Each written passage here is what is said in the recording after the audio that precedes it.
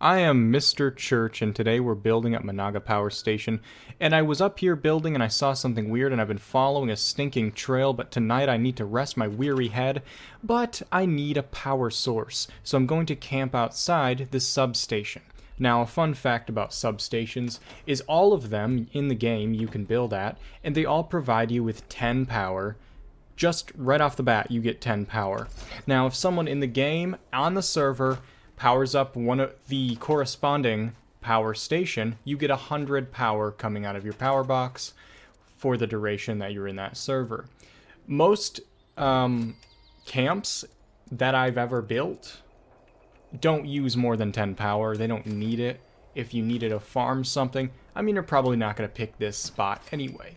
And yes, scorched do spawn here. What you can do when that happens is you take a gun that you have in your inventory and you put bullets into it, and then if you use VATS, by clicking on the VATS button, it auto aims for you. You don't even have to look at them, and the bullet comes out and splatters the thing dead. Now this is an absolute treat, and I think will come in handy as you face other terrible things in the wasteland. Today, we're going to be adding the upper defensive posts, which are not placeable. Unless you trick the game out. So let's get tricky. See, these upper defensive half walls are not quite what I think Jesus was talking about when he said, "Do unto others as you would have them do unto you," because this is not helpful. It stays red for no reason. This one's fine. This one can go down, but it looks worse. I want the one that looks like we actually made it with our own two hands. And since we're always trying to make our lives harder for ourselves instead of easier, that's exactly what we're going to do. We're going to start off by putting the balcony on the build. So snap a post to the left bottom side, and now suddenly, by some miracle of God, you will be able to snap those up there. Don't ask me why, I just live here. I live here now, until the scorched kill me. Now, what I did notice is you're not going to be able to snap these, of course, at all after you have your build done, so I'm going to have to put these on first. So working in reverse order, as so many of us love to do, we're going to build a balcony for our house, and then we're going to put a balcony underneath it, or a house underneath it. That makes a lot of sense. I can speak this language. It is my native tongue. Do not be disturbed. But yeah, as long as you have a post on the left-hand side, the right-hand side post, that's not going to help. It has to be the left-hand corner. Now, for this back side behind there, we can't put an upper floor in there to get it on the corner like we did before. But what we actually can do is delete everything. No. So I don't know what's happening in this video. I'm just, okay, put it back. Don't worry, I edit these things. So when you look at your blueprints here, I do have this blueprint of the two posts with the rug. This will allow me to place this down on that back corner. That's really the only way that you can do it unless you build farther away from the chain link fence. If you're unsure how to make this blueprint, it's literally just two poles stacked together and then a carpet shoved into the bottom corner, and then you blueprint the whole thing. If you need a demonstration of it, I'll leave a link to the video that I last built it in the top corner right about now. Now! I'm sorry about that, guys. Now, sometimes the post will stick out a little bit. You want it to be like a little bit sticking out, but not too much, because that will just cause chaos in the soul. Speaking of chaos in the soul, I do want to thank all of you who submitted tickets to Bethesda last time they thought they would get a little cheeky and destroy our building experience yet even more. How actively can we make this game worse today, guys? They said, looking around in utter confusion. Oh, I know. Here's a staple building mechanic that we haven't talked about yet. How about we make it so that when you delete floors, they have to not have any doorway walls on the top of it, since everyone uses that ability to make amazing looking camps. Oh, you know what, Quincy? That's a great idea, and don't you forget it. So that was fun while it lasted. Thankfully, they reverted that change in record time.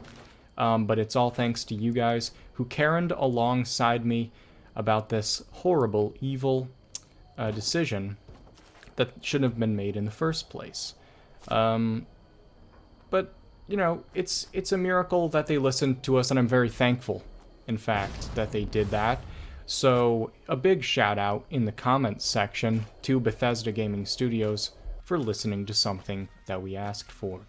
Now, you can, of course, delete the upper floors while leaving these defensive walls up there until, you know, Bethesda removes the ability to do that for no reason again. So, you know, while you can do it, this would be a good time.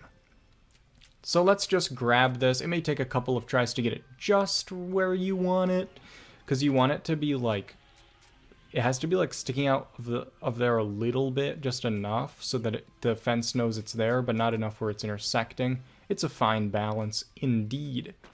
Don't you worry about that at all. Yeah, so now we're just going to not delete the floor. That was a complete mistake. That's what happens when you start raw dogging your joystick trying to get these in just right. Eventually something gives, and it's not usually comfortable. So now we have this zigzaggy foundation here with our upper balcony railing thing, which of course is what we're going to build the entire structure underneath. This is going to look good, believe me. I don't lie about stuff like that.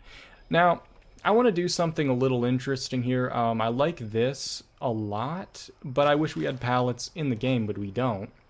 So what I'm going to do is stick this so just the pallet itself is hanging over the edge. And what I'm going to do, since it's now floating, is I'm going to sink this whole thing down into the foundation until that pallet will sit flush with the ground. And then I'm going to, you know, put a wall over it. So I'm going to bring it down here where there's a bit of a slope, and now using just a lot of willpower, you're going to stand on the corner and then pull it down towards you. You'll see it sinking a little bit. Started sinking already, and we just want to sink it down just enough so the pallet will be resting upon the ground. That should be enough. Let's see. That looks pretty good. So it'll snap back into place, and that pallet is pretty much right on the ground there. You can even go a little bit lower if you want. Now, you're going to take your burning bit. Now, this is the best piece of advice. Burn the fuck out of it. And then, take the walls, and you can just build a wall over top of the burned defensive structure. And now, when that's repaired, it'll look like that, which is awesome. And that will be sitting there. Don't repair it yet, though. You can see what it looks like by hovering over it, but keep it broken because we're going to be adding more of them, and then we're going to be adding one of those stair gantries into this 2x1 space, and these need to be broken for that to snap in there so there's no collision. And so you're just going to add these. I'm putting these metal walls on this side, and then I'm going to, because these metal walls are the strongest walls in the game. They have the most durability, so that'll help the Scorched if they do get a chance to spawn and shoot at it before we can deal with them. That'll be the strong side that they'll be shooting at, most likely. And I'll be adding different bits around here. Throw a stair down. Let's throw a wall up here. And a double wall here where the two rooms will join together.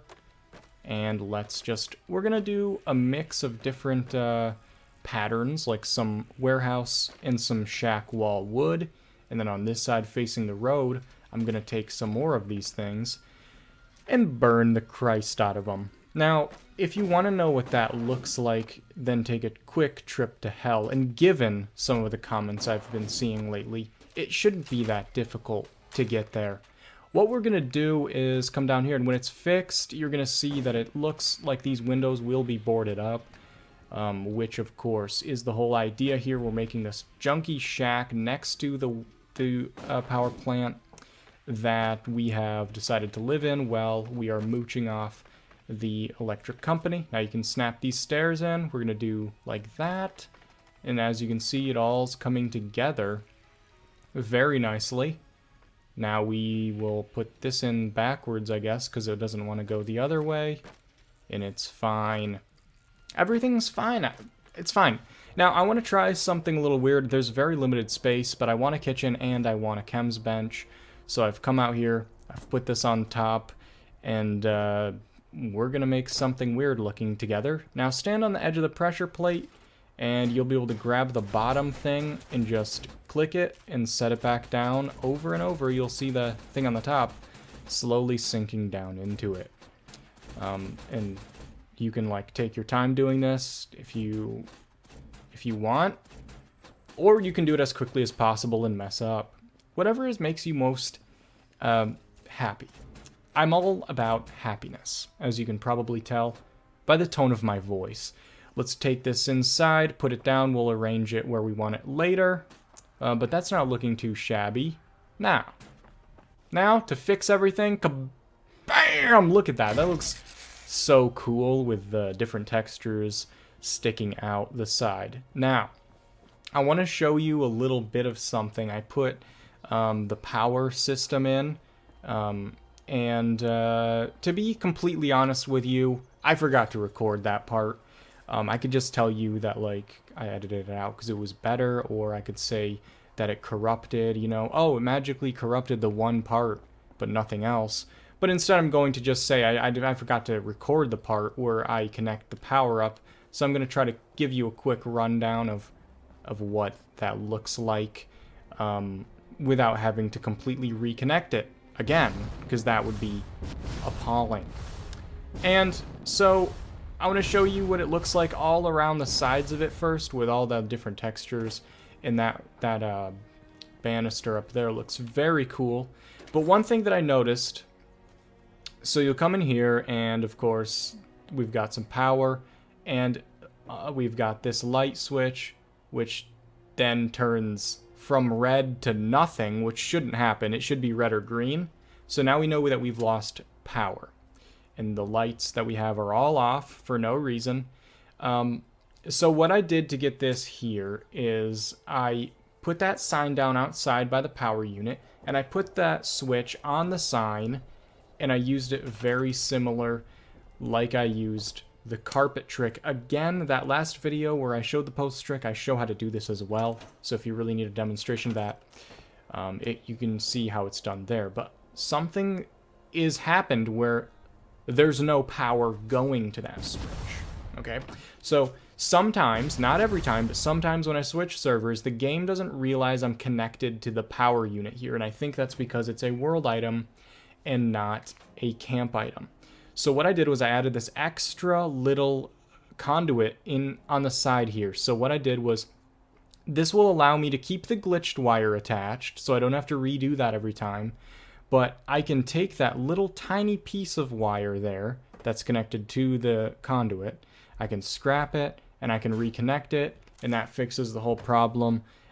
So if it does glitch out, it's good to have that little tiny wire there that you can replace. Now we have the red light again, and we should have red and green lights on this. Yes. So everything's working again. It's just a little glitchy because it's not a camp item.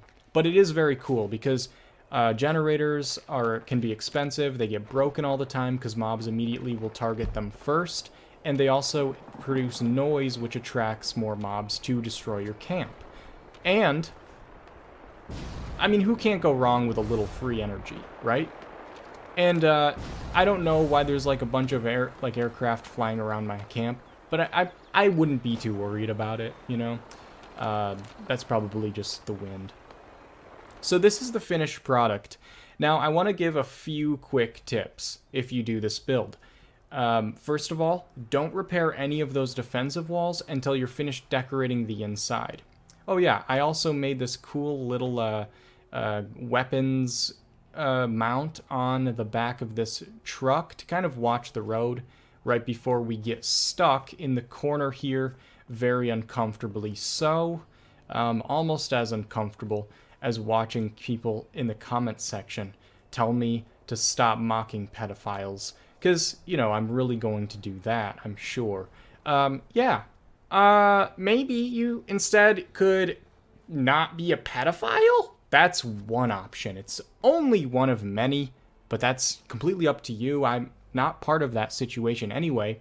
So, anyway, just you want to probably keep these around until you're finished decorating, because there's a lot of stuff on the inside that there's way less collision if you wait till the last minute. So let's take a quick look in here. I've got the scuffed mat that was kicked, so it's off to the side just a little bit. Tiny details like this will bring your whole build together a lot more. So where I have the table off to the side here, it's wedged really close to that defensive wall. You could never put it that close. The same with this couch, while that was in a state of repair. So you want to make sure everything's broken until you're finished decorating everything. So also we've got, of course, the cool little kitchen area, which of course we can use the chems bench, and it sort of looks like just kind of something weird is happening in the kitchen, which I guess you would expect in a place like this.